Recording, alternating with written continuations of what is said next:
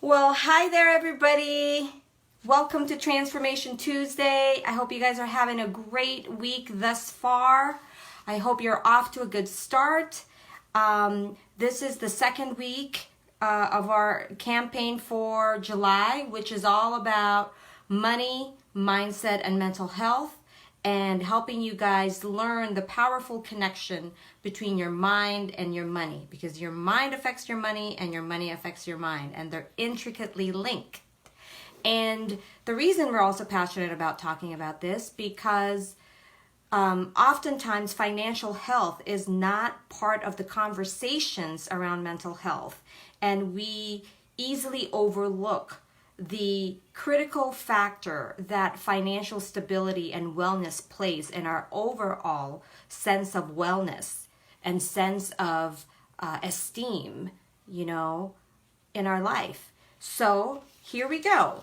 Week 2, T and I are going to talk about some perceived or actual obstacles or barriers that you might be having in this pursuit towards financial stability. Okay?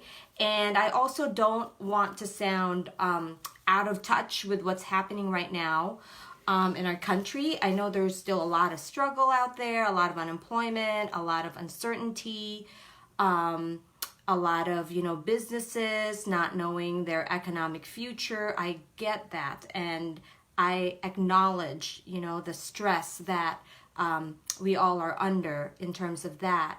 But this is really about, Get Mental really is about finding ways to transcend and be creative and pivot and, survive the current situation with as much hope and dignity and success as possible. So with that said, I want to start off by talking about some of the barriers that in my experience personally and professionally I've ran into.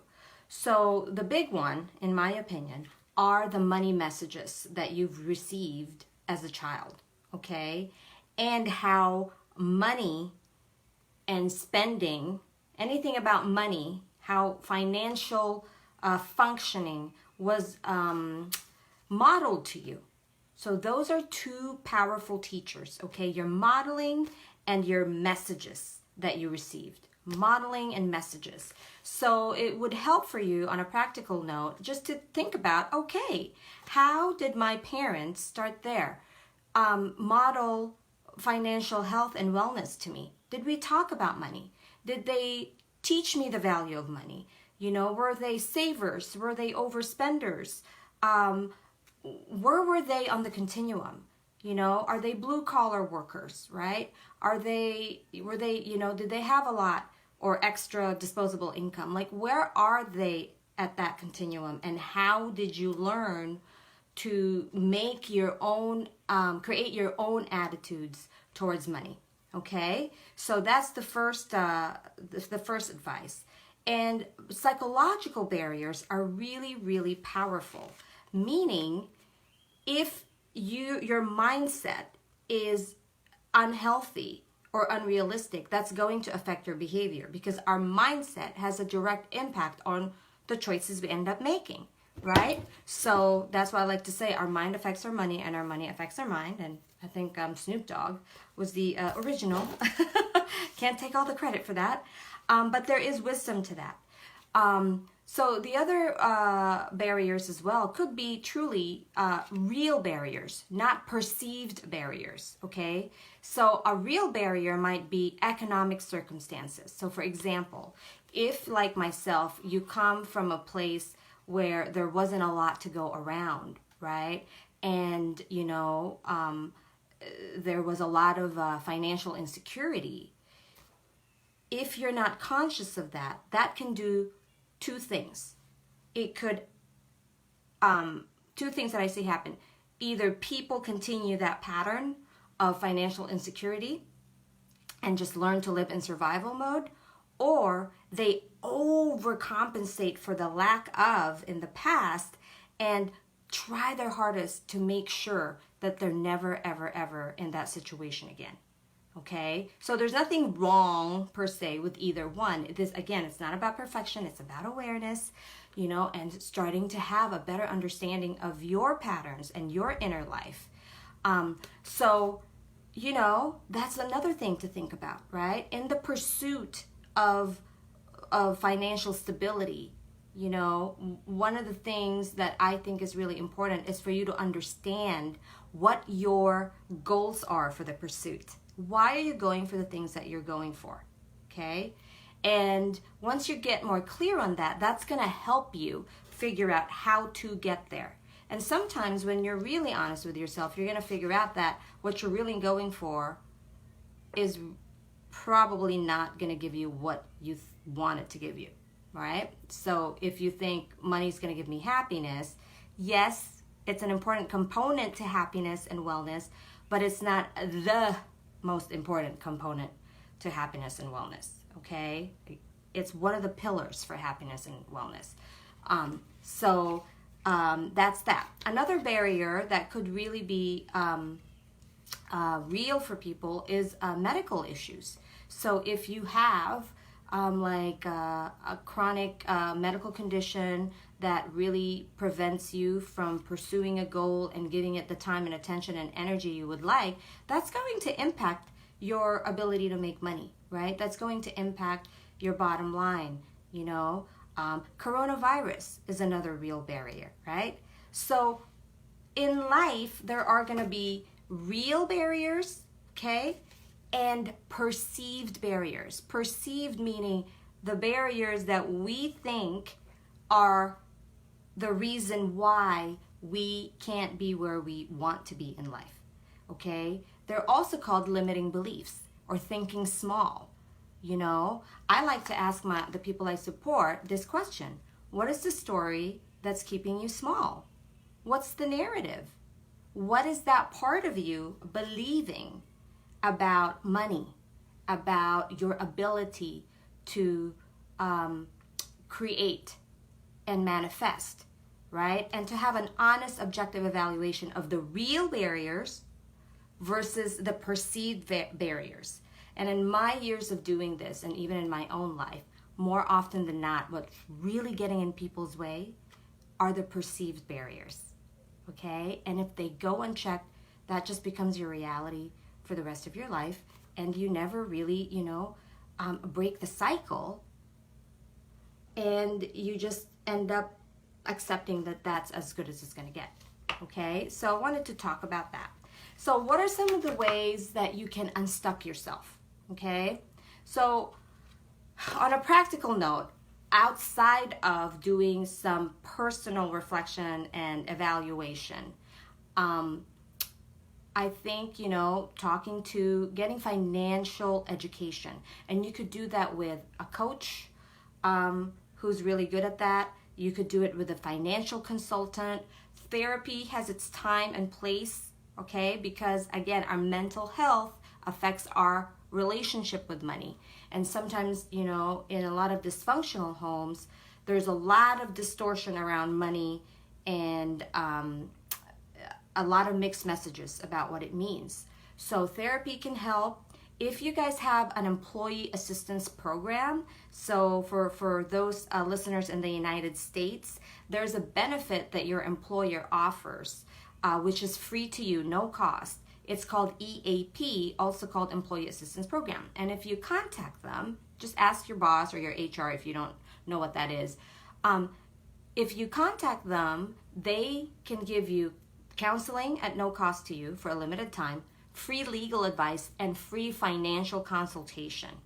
Okay, so take advantage of these benefits because that's what they're there for. And so under that umbrella, you could start to learn how to budget, how to save, how to invest, how to consolidate your debt, how to improve your credit score, A, B, C, D, E, and the list goes on, okay? And why is that important? I'm going to bring it back home again because you guys might be wondering, why do you keep talking about money?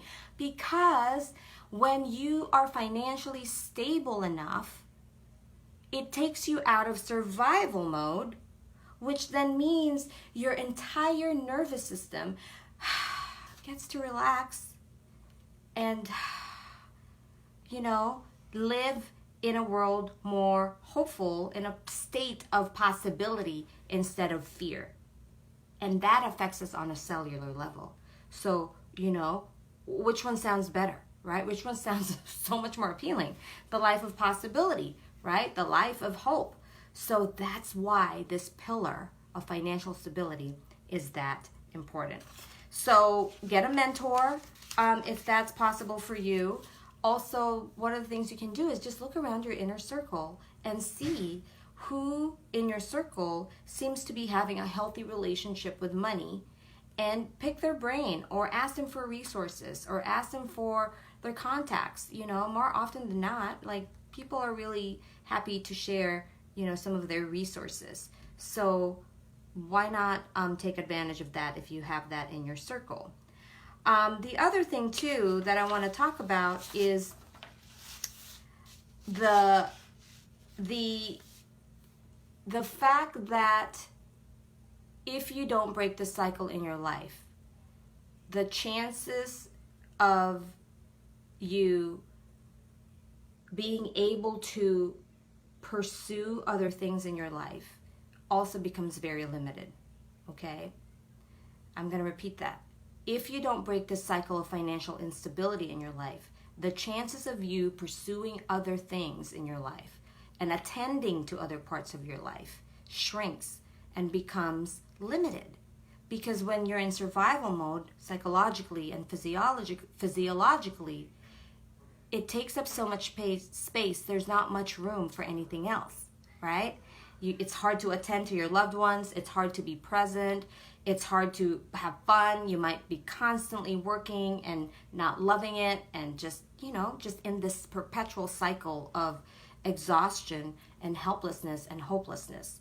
And, if you are one of those people, like I always say, it's not your fault, but there is hope and there are ways to support and help yourself and break the pattern. Okay? And if you don't know where to start,